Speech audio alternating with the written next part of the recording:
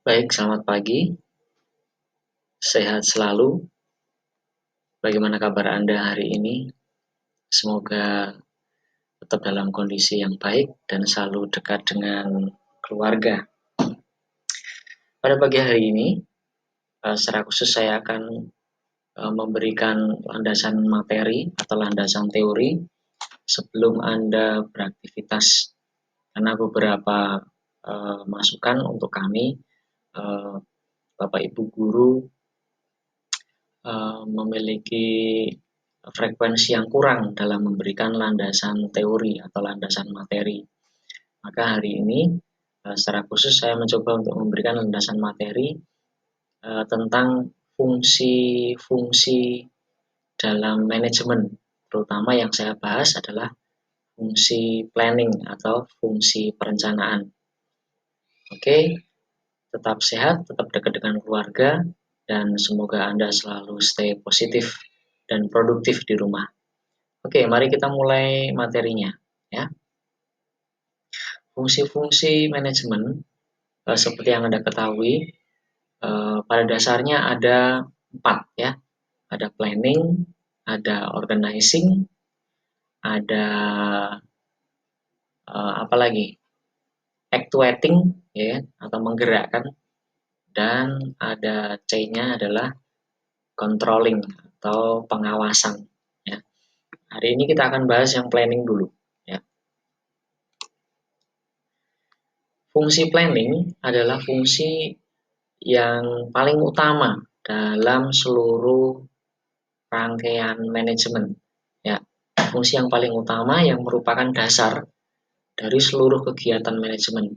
Jadi sebuah manajemen, sebuah acara atau suatu hal yang akan kita lakukan ke depan tidak akan bisa berjalan kalau nggak ada fungsi ini, ya. Kalau nggak ada fungsi ini, jadi apapun yang akan kita lakukan ke depan harus punya ini dulu, ya. Jadi jangan pernah melakukan segala sesuatu tanpa ada planning yang jelas, ya, karena ini merupakan fondasi, merupakan dasar, ya, untuk kita melangkah berikutnya. Bentuk merancang planning biasanya cukup sederhana sih, simpel sih. Jadi kita hanya perlu menjawab pertanyaan-pertanyaan berikut, ya. Pertanyaan-pertanyaan seperti ini.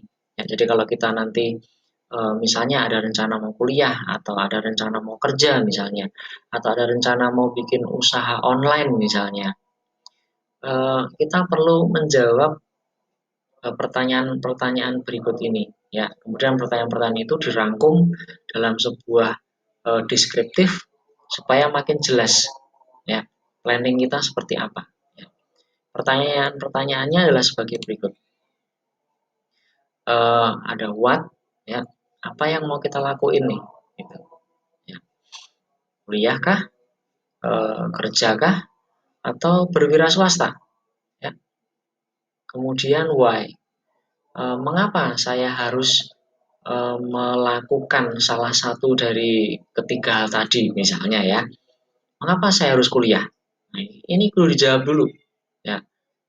Karena namanya why itu merupakan pertanyaan logika yang intinya adalah eh, mencari sebab, ya, mencari motivasi mengapa saya harus melakukan itu, mengapa saya harus sekolah, gitu, ya kan?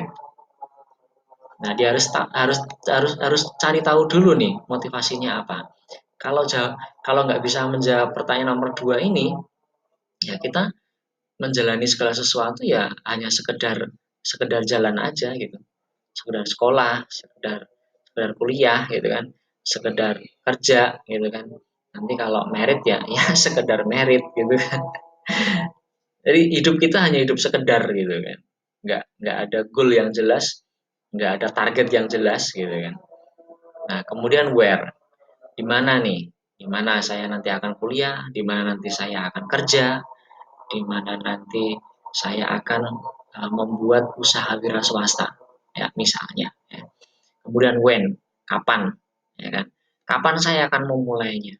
Kapan saya akan melakukan first step-nya, melakukan langkah pertamanya? Ya, ini penting banget. Ya. Saya mau kuliah, kapan saya akan memulainya? Memulainya kapan? Nanti setelah lulus.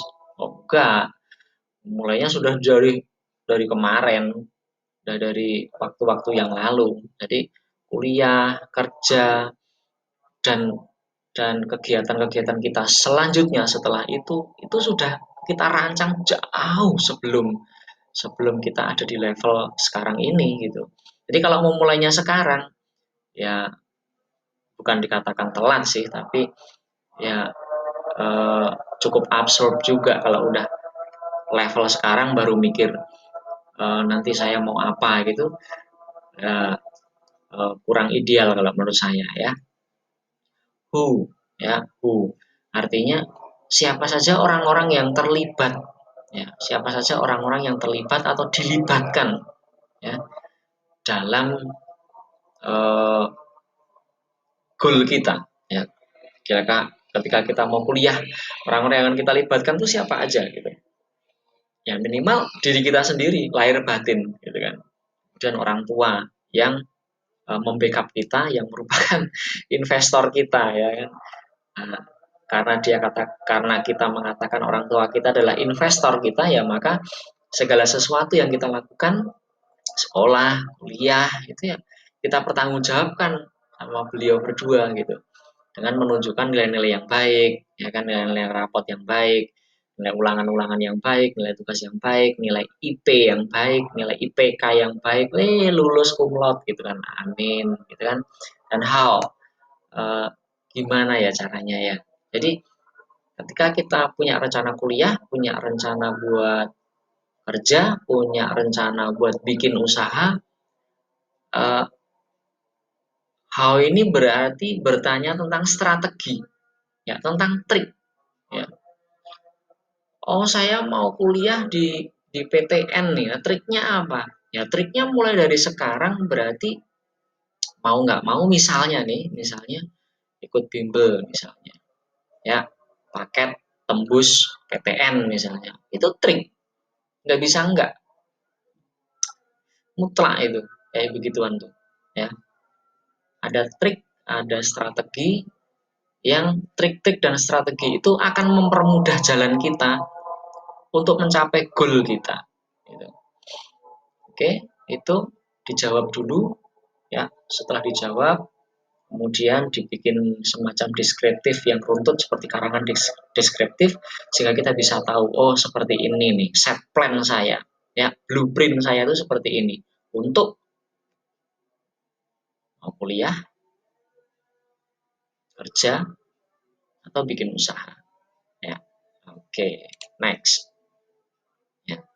Jenis perencanaan itu kalau di dalam perusahaan ya, di dalam perusahaan, di dalam badan usaha itu terbagi atas tiga jenjang, minimal tiga jenjang. Ya, ada jenjang yang paling atas atau disebut dengan perencanaan jenjang level manajemen atas atau top manajemen.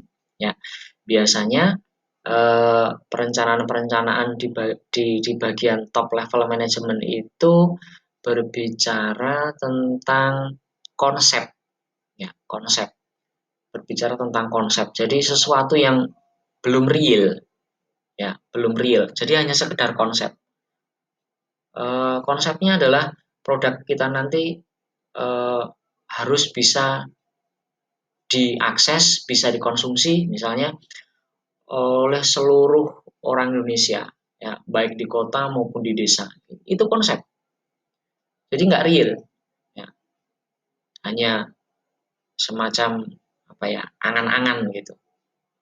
Nah, kemudian perencanaan konsep itu diturunkan ke bagian tengah, yaitu bagian middle level management atau manajemen tingkat tengah. Nah, sama sama manajemen tingkat tengah, kemudian sesuatu yang masih bersifat konsep itu dibuat menjadi semakin real, gitu. Ya, orang-orang di bagian manajemen tingkat tengah itu siapa ya? Kepala bagian, ya kepala-kepala bagian, kepala-kepala cabang, ya kan? Nah, orang-orang inilah yang membuat, yang menerjemahkan ya sesuatu yang masih konsep tadi menjadi lebih real, gitu. Tadi kan konsepnya kan produk kita harus bisa diakses dan dikonsumsi oleh seluruh orang Indonesia.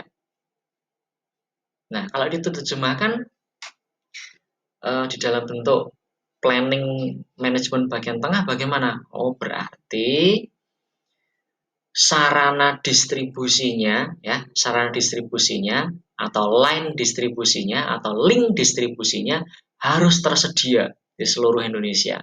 Jadi tiap kota harus bikin nih kantor cabang, kantor cabang, kantor cabang. Setiap kota harus bikin gudang-gudang distribusi. Nah, itu yang memikirkan adalah manajer-manajer bagian tengah ya. Nah, kemudian diturunkan lagi ke level yang lebih bawah, yaitu jenjang manajemen bawah. Manajemen bawah itu siapa ya? Manajemen bawah itu di level supervisor atau di bagian mandor. Ya, pernah dengar kata mandor ya? Bagian supervisor, bagian mandor, bagian tukang ngawasin. Ya. Nah, itu diterjemahkan lagi secara lebih detail, ya, lebih real itu. Nah, setiap daerah harus punya kantor cabang, setiap daerah harus punya gudang misalnya. Nah, berarti di bagian setiap daerah, di bagian setiap gudang itu harus ada ini, itu harus ada mobil box sekian misalnya. Harus ada mesin pendingin sekian misalnya, supaya produk itu tetap awet misalnya. Nah, kurang lebih seperti itu. Dari konsep yang tidak real, kemudian diterjemahkan menjadi semakin real, dan diterjemahkan di bagian jenjang paling bawah di kalangan para supervisor dan para karyawan menjadi sesuatu yang siap pakai. Nah, kurang lebih seperti itu. Ya, oke, next. Syarat perencanaan, ya, syarat perencanaan. Yang pertama adalah perencanaan harus memuat tujuan, ya. Goalnya jelas. Seperti yang kita katakan tadi, goalnya jelas. Saya mau kuliah, ya.